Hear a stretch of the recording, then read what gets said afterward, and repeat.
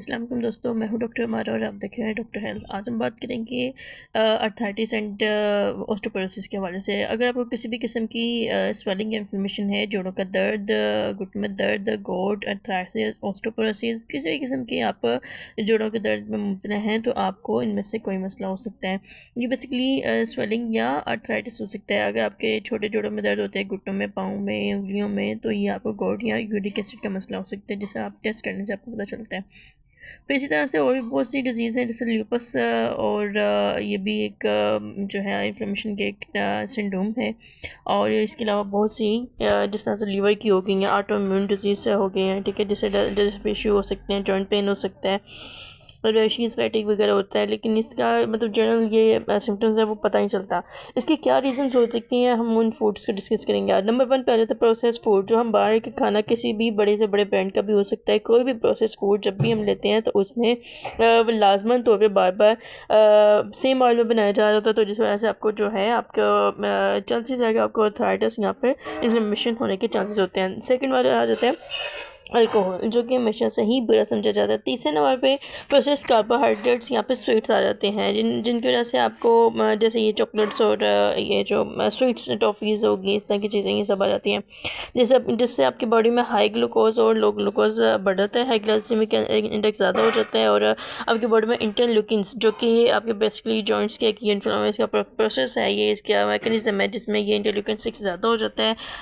लाइकोसाइन हमारी बॉडी में इन्फ्लेमेशन को डिटेक्ट करने के सेल्स होते हैं, जो कि हमारे इम्यून सिस्टम को बूस्ट करते हैं, जिसमें इम्यूनिटी या लिम्फेटिक सिस्टम का पार्ट है। इसमें लाइकोसाइन्स, साइटोकाइन्स, एंटीबॉडीज़ और मैक्रोफेजेस वगैरह होते हैं। ये सारे मतलब वाइट ब्लड सेल्स भी इसमें आ जाते हैं। तो ये सब मिलकर क्या कहते हैं, हमारी डिफेंस सिस्टम को देख रहे होते हैं। लेकिन जब हमारे उसके खिलाफ एक रिएक्शन होता है तो फिर ये क्या करते हैं, ये सारे डिस्टर्ब हो जाते हैं।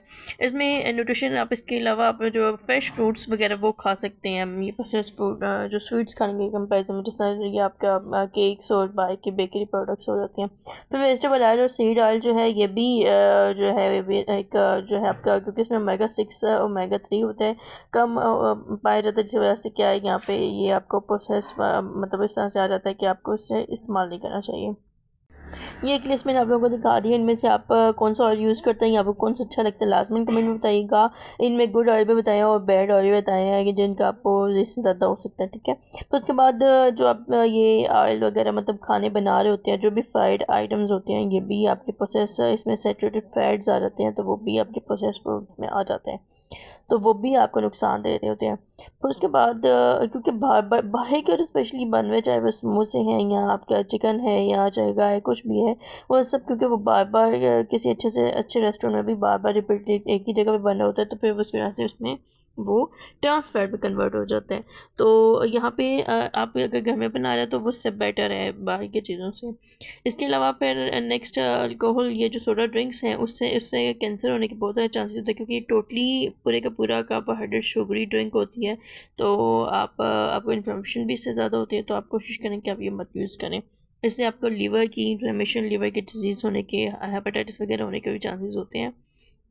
इसके अलावा कोई बॉडी मोटापा, ये सारी डिजीज़ जो दूसरी हैं, ये भी फ्रुक्टोज इंड्यूस इन्फ्लेमेशन हो जाती है। इस तरह से आपको मज़ीद बीमारियां भी लाक हो सकती हैं।